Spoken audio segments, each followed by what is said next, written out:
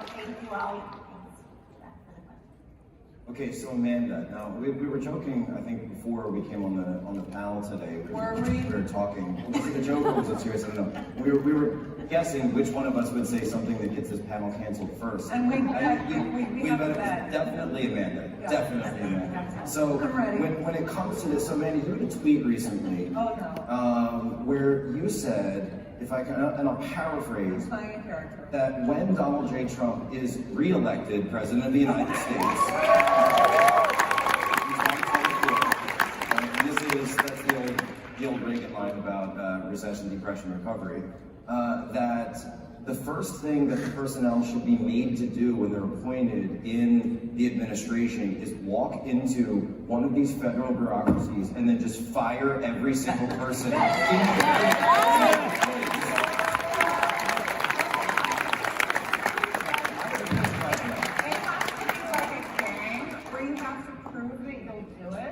So you can't get to choose what agency or what, you just have to walk into a room full of other human beings, all bureaucrats, and deliver them their pink slips, which will be done by Schedule F. Yes. Schedule F. I talk about Schedule F all the time, I'm like a total nerd, but it is the one way that our administration finally figured out how to fire entrenched bureaucrats. Because as both of you guys have said, personnel is the problem. That's why we have the corruption in DOJ, that's why we have the corruption in every single agency down to the FEC, the SEC, everything down to the EPA. I mean, there is no such thing as a non-corrupt agency. I mean, what Amanda, the EPA came out with the reality on COVID, but yeah, so that's the idea. So okay, if there is the next Trump administration, what you have to do when you come in is you fire an entire room full of bureaucrats, and then if you can actually fire enough people that you close a bureau, everyone is awarded with a single tattoo on their face. Like the guys down Yes, when you see somebody coming with like several, you're like, oh my god. Like, you're gonna have to get a whole barrel full of ink when I walk in. Yes, that's what you said. I'm gonna walk in. I'm like, why do we have 16 intel agencies? This one's gone, this one's gone, this one's gone. No, I mean, it's true, and all I got when I was in State Department for basically ridding us of the duplicative office, bureau that I was put in charge of as the head political, it's gone now. I'm like the only person that was willing to kill my own fiefdom, and for that, I got the threat of being fired every week. Yes. And my boss and I went through resumes, and yeah, I was like, they're gonna try and fire me again. But yeah, I mean, we need to change that. Personnel is policy, and we know, I think we all know now that personnel is the most important thing in an administration, and also a strong Congress. I'm gonna get off this hobby horse in a second, but on the administrative state, none of this would be possible if Congress did its job. Yes. It's supposed to be the one that writes laws. But what we have is law by administration. And that's not an accident. The administrative state was built on purpose, which means it can be unbuilt on purpose. That's the thing that I want to tell conservatives, because they frequently act like it's this sort of mysterious growth of DC that just happened over the years. I've always said that whenever you guys will appreciate this, Cash, for sure, is that when you're walking around, and if you've ever done any work in the federal government, they have this phrase called the interagency. And whenever someone invokes the interagency, it's like, and I'm Catholic, so it's like invoking the Pope. The interagency, yes, the interagency, yes. The interagency said, the interagency consensus, on Russia, on Ukraine, on China, on the laptop, on Russia, on everything. The interagency, God bless the interagency.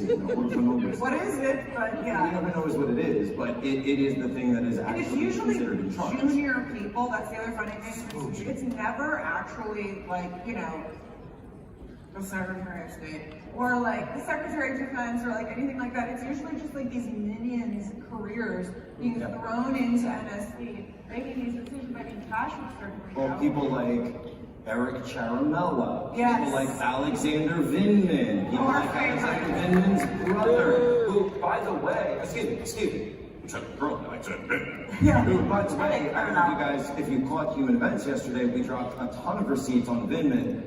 I got his entire pitch deck where Vindman and his brother have been going to the government of, you guessed it, Ukraine, shaking them down for up to $12 million in defense contracts because he started the war and now he's trying to profit off of the very same war that he started after a perfect phone call. A perfect phone call. That's a perfect example of guys, and whistleblowers are something that we need to talk about because there's a difference between fake whistleblowers, Charmella and everybody else, who stood up a fraudulent impeachment and put this country through 2 episodes of turmoil, which was totally unnecessary, except the deep state wanted it to happen. The administrative state and the heads of these agencies, the Rod Rosensteins, the Bill Barrs, Chris Wrays, the Haskells, the Espers of the world, wanted this to happen. They wanted this to happen against Donald Trump. And like what always happens is we fight for the truth, it gets put out there, y'all listen, and then they move on to their next false narrative. Right now, we have a critical movement in Congress that is another key piece of defeating the administrative state. We have brave whistleblowers from the FBI who are coming out and now showing us how the FBI is targeting based on political organization and religious. 2 things the Attorney General was asked about this past week under oath. He basically lied and said we don't do that. If you have an FBI intelligence report that was rescinded by Chris Wray, the director of the FBI, because they literally took targeting warrant applications against people who went to church. This is the most fundamental violation of free speech. What you all need to do is get out there and help Congress understand the importance of these whistleblowers, and they must be protected. Under the prior administration, even though Charmella and Vindman and company were basically lying the entire time, they still received whistleblower protection status. You know who got fired? The latest slew of FBI whistleblowers, Kyle Seraphin, Steve Friend, and a couple other folks who just have done amazing work. We have to stand. One thing, and I know we've talked about this before, but I'd love to see whatever the organ is, whether it's the ACU or CPAC or RNC, whatever, a whistleblower fund that's actually able to be set up to help these people who come out and from these agencies, and by the way, not just in the agencies, but I'm also talking about the people that come forward to a good friend of mine, Mr. James O'Keefe.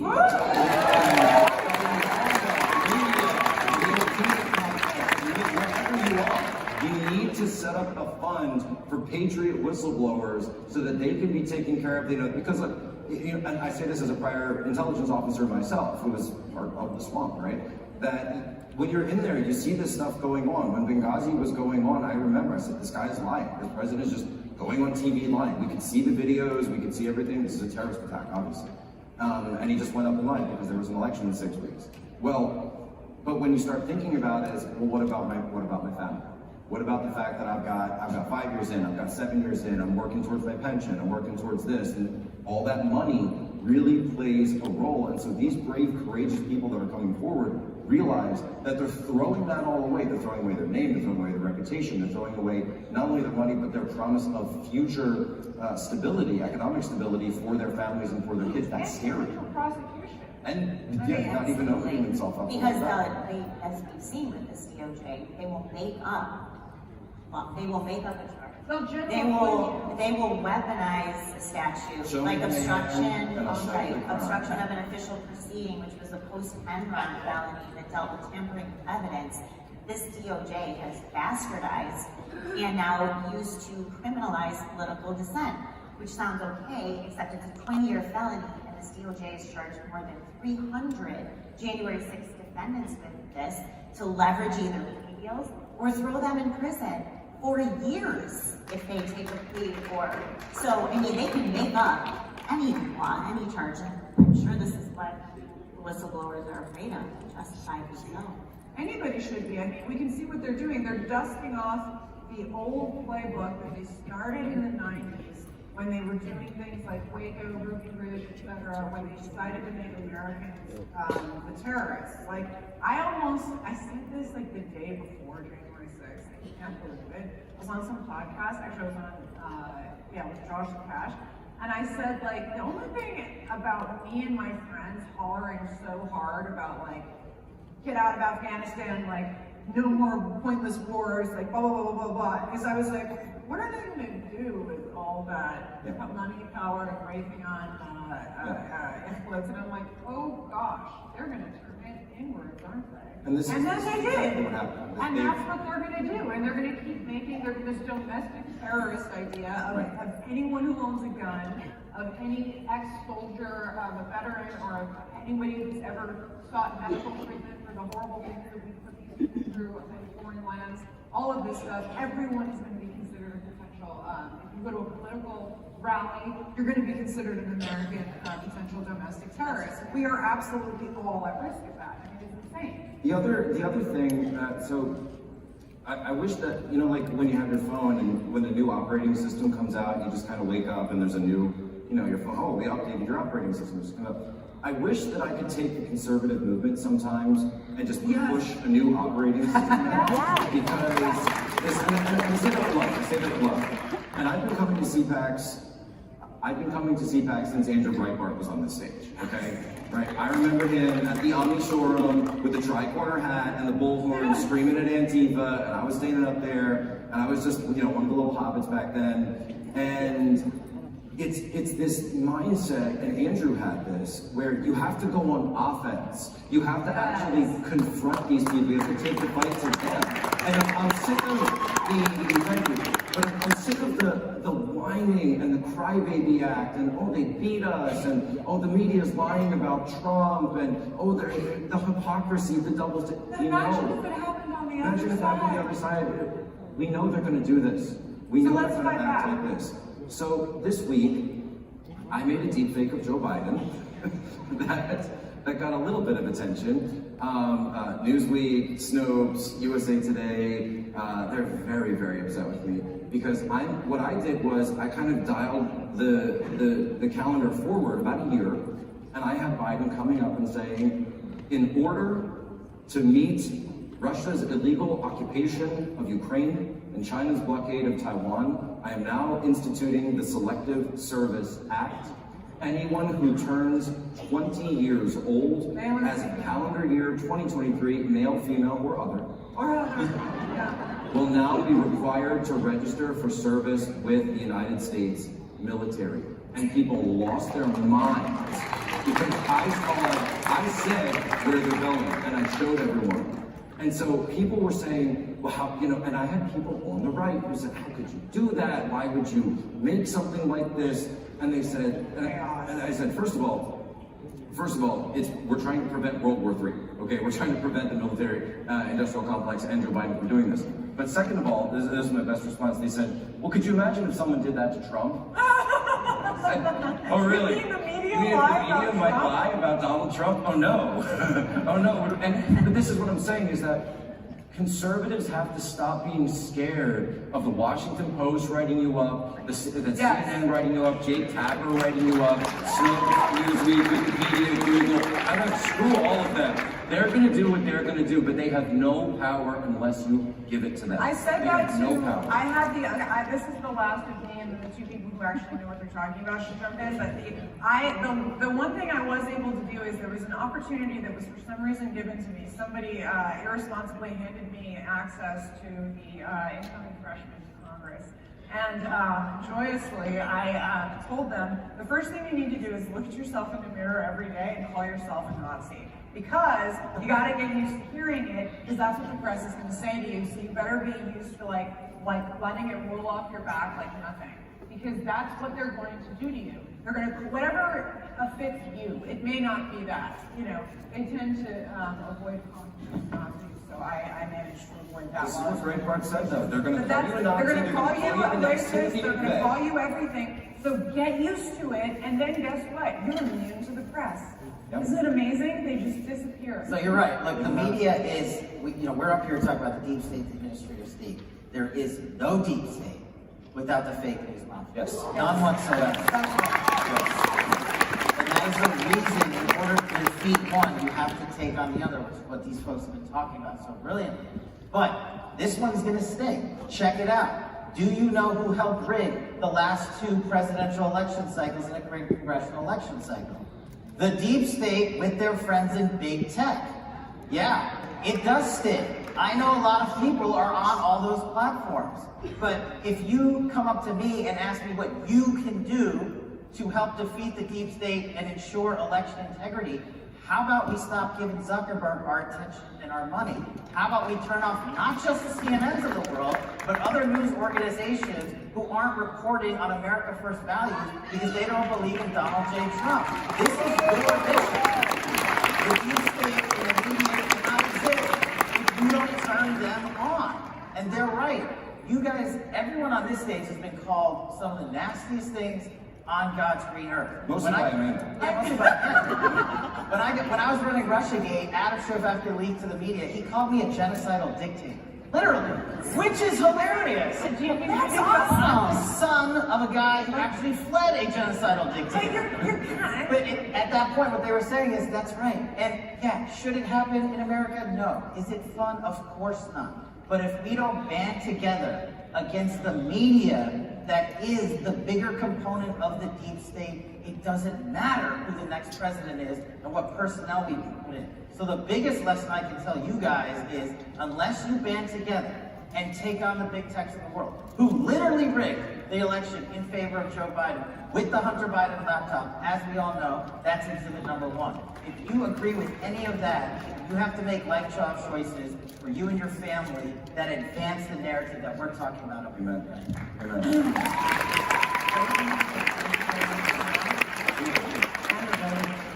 So, not all the solutions come out of Washington. We wait for that, that's at stake. In terms of what's happening with the DOJ and FBI related to January 6th or any political protesters, governors and attorney generals have a role as well. I would point to the lawsuit filed by Eric Schmidt, who's now in the Senate, thank God, the Missouri Attorney General, and Jeff Landry, the Attorney General of Louisiana. They filed a brilliant lawsuit against the administration based on the violation of their constituents' First Amendment rights. And what they revealed really helped bolster the Twitter files because they forced Elvis Chan, how can I forget that name? Elvis Chan, who is basically a big tech advocate operative in the FBI's San Francisco field office, forced him, deposed him, and what he revealed really confirmed this collusion. Anyway, the lawsuit is genius. Republican governors, especially in states like Florida and Texas, who have the highest number of January 6th defendants, and Republican attorney generals can file similar suits. Not just violation of 1A, Fourth Amendment rights, Sixth Amendment rights, Eighth Amendment rights. I mean, it's right there. So they have a role as well. So I would push you to also ask your governors, attorney generals, state legislatures. You have an oath of office. You are not subservient to the federal government. It's inimical to how our whole system is set up. So take your role, defend your constituents, take on the deep state yourself.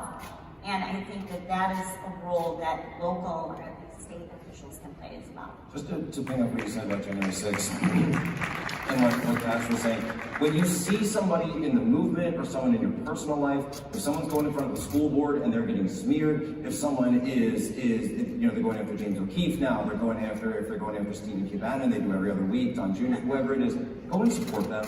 Yeah. Go and say, and that point, that's the time when you see somebody walking to the fire, always support them. And I will say this, I don't know if she's here today, but something you can do while you're here at CPAC. I happened to run into her yesterday very briefly, and then I lost her, but I think she's walking around still. And Julie, you would know better than me, but Ashley Babbitt's mom is here at CPAC. Right there. And we have to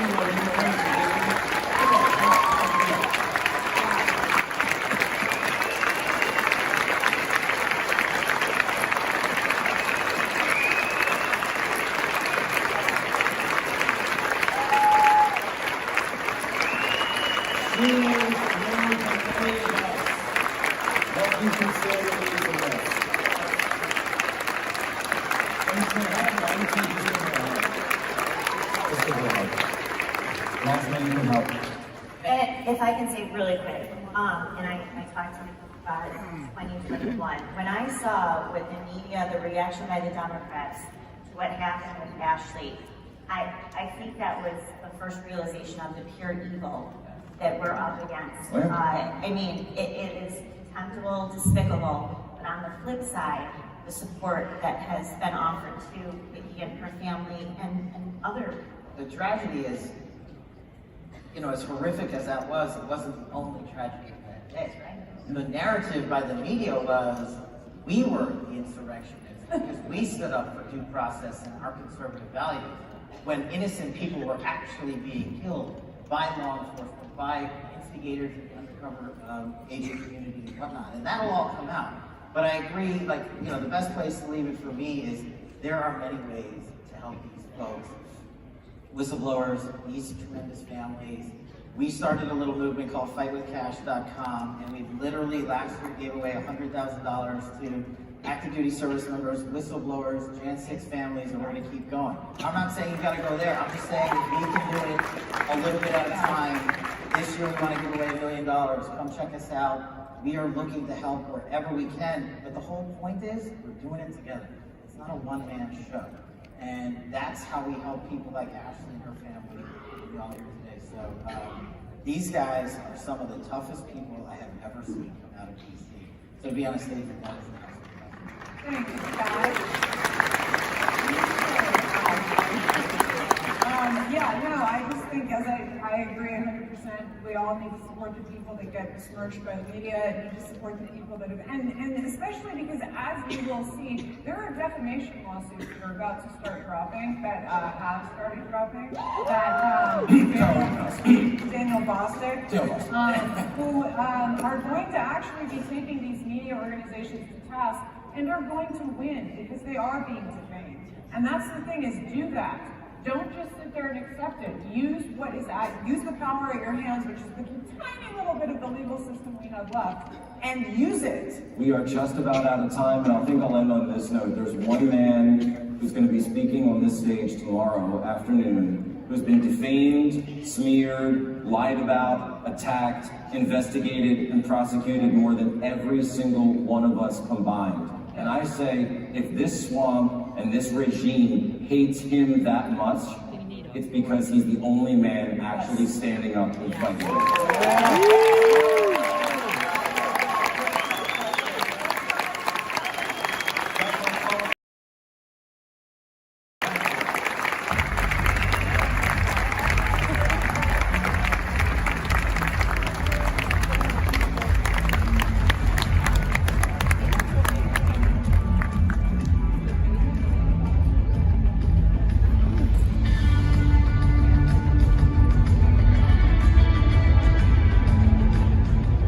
Ladies and gentlemen, up next, begging for oil. Please welcome 53rd Secretary of the Interior and Chairman of the AFB Center for American Freedom, David Bernhardt. From Idaho, Governor Brad Little. From Montana, Congressman Ryan Zinke. And your host, President of the U.S. Oil and Gas Association, Ken Stewart.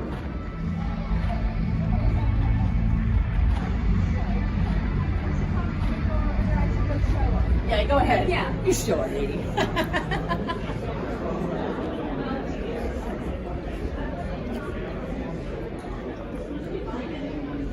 There's plenty of people around here that have that iPhone.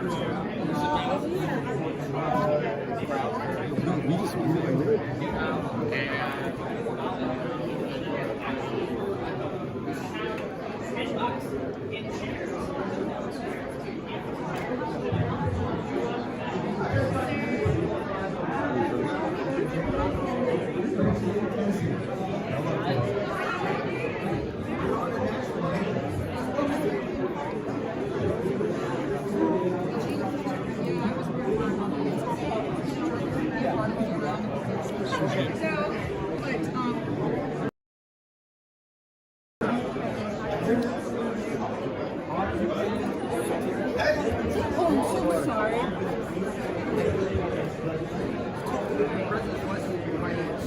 internal house that is happening in Ukraine right now. Get to the negotiating table. People will have your back. Get the best deal possible. And let's live in peace over there. Because there's zero probability that people in the United States, when Joe Biden says we're going to let Ukraine decide this, the answer to that, the American people will say no. We are not going to back a bigger confrontation to take back Crimea. We're not going to finance a bigger confrontation to take back the Russian-speaking eastern provinces. The American people in the House of Representatives, right now in our budget crisis and spending crisis, we're talking about over 10 years cutting $2 trillion. We're going to start with these ladies, and then we're going to do the stimulus. 2024 special sauce. Medicaid, and other social safety nets, $2 trillion we're cutting. We're also talking about cutting the defense budget. Are you telling me we're going to cut spending for American citizens and we, the United States Mayor, have already put $200 billion into Ukraine? The answer is zero.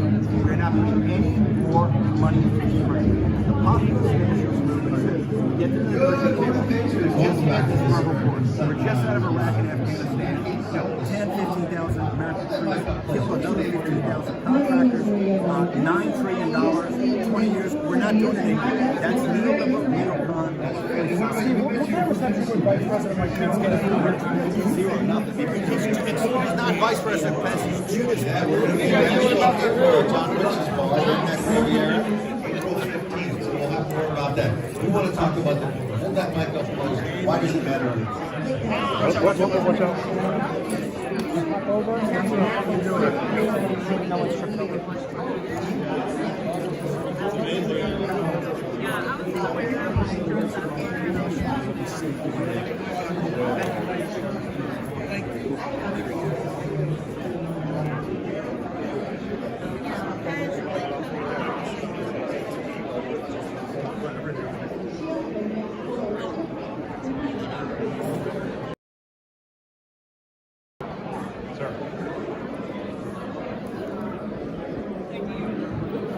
I need my hand in. You need to go get one. Yeah, If you're not wearing it, you're going to have to leave. Right? absolutely, no problem.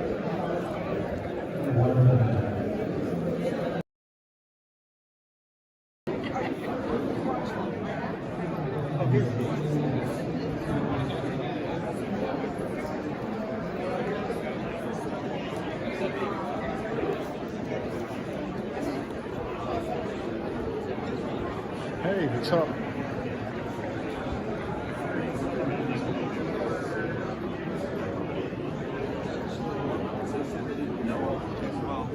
Somebody else will be late. It's impossible.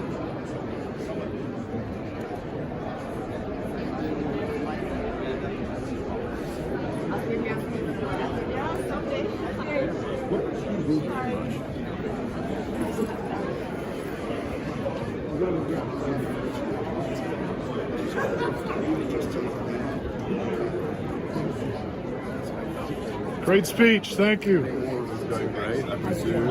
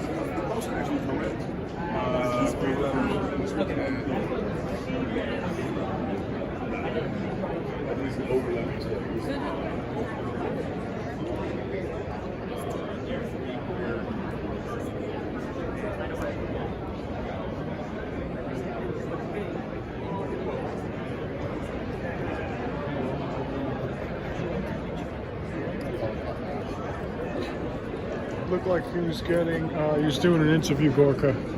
That's why. He was looking at me, but he wouldn't acknowledge me. He was in the middle of talking to somebody. He might have been doing like a audio recording.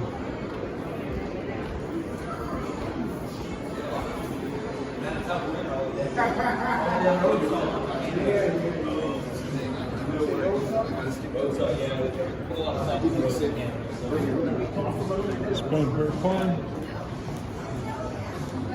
Good morning. How you doing? Good to see you.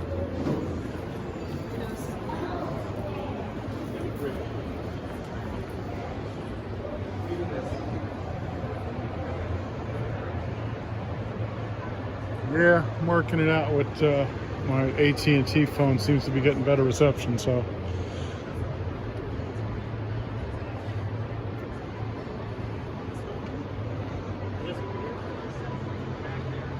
I was looking for Wendy and Scott's flag. It was up last night, and they said, I guess people were getting rowdy downstairs, and they were yelling, let's go Brandon, let's go Brandon, so I took it down.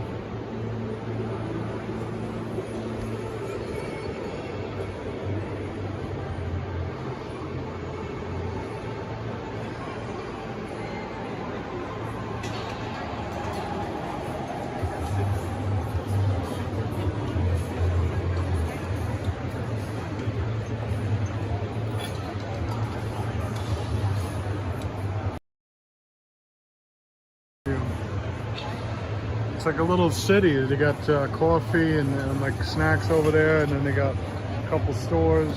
Then underneath this is like some kind of, it's like a bar almost, like a sports bar. Look at this stuff. Look at stuff everywhere.